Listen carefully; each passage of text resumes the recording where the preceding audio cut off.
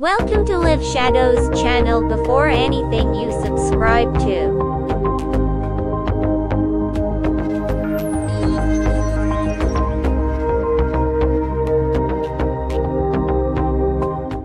Due to the bad family situation in 2008, we had to build a 100% house in the remotest possible place at a low price.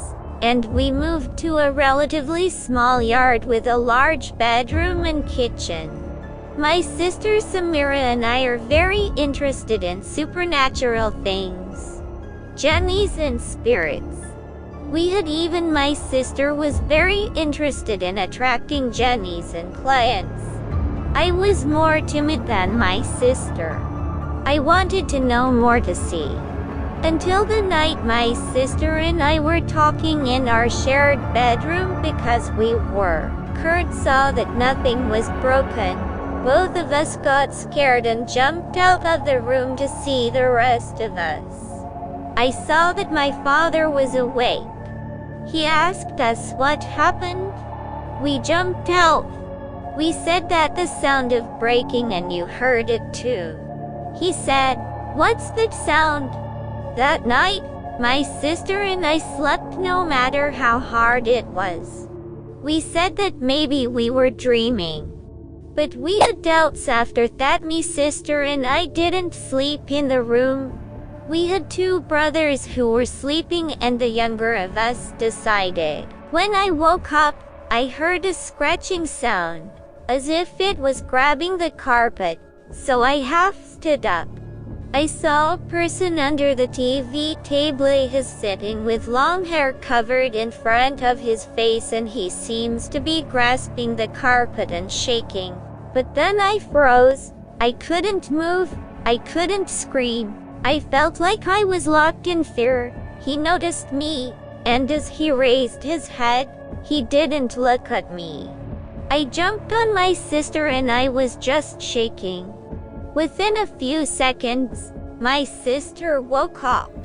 I just closed my eyes. At the same place where we were sleeping again, I saw a white person laying on top of my brother like a ghost. That is, at a short distance from my brother. A person who was like a white ghost was an old man and I saw that he had a white beard. I was in my sister's arms and started shaking as if I had a seizure. And then I couldn't sleep again. It started and I was afraid of my own shadow. Whatever I told my family, except for my sister, everyone made fun of me.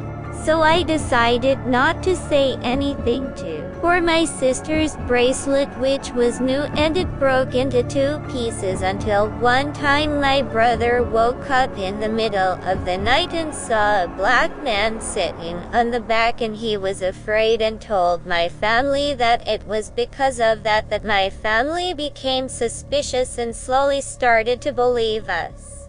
We used to work a lot on the sixth sense. You used to feel and understand the events, guesses, or events that did not happen. After some time, my family, their presence and feeling, and all the fights, or how you are an old man and she saw that he has a long and white beard.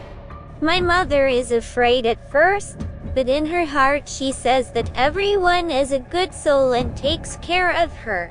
And she says that she had the same feelings for him until I saw her. Hussein, because I didn't do anything and I didn't ask anyone to scare me on purpose. After collecting prayers, my brother got married a few years later, and my brother's wife, since her mother had died and she missed her mother, asked my sister to some. A saucer was moving on its own. I said, "You take your hand and I will let it go." Then I saw that it was shaking again. I said, "It is not possible." Then I saw the same paper. The word "no" turned several times. And I was in the regiment. A saucer moved on its own, and we were scared. Then we saw it near the bell. I swear it was not going. My vine is in our blood. It was covering all around the wall. After we swore that it would not go, the grapevine stretched wildly, as if someone was pulling its spur. Whatever was summoned, I think we were summoned by mistake. We must go, otherwise it will harm our lives, and we had to go back. When he left, I asked him not to summon.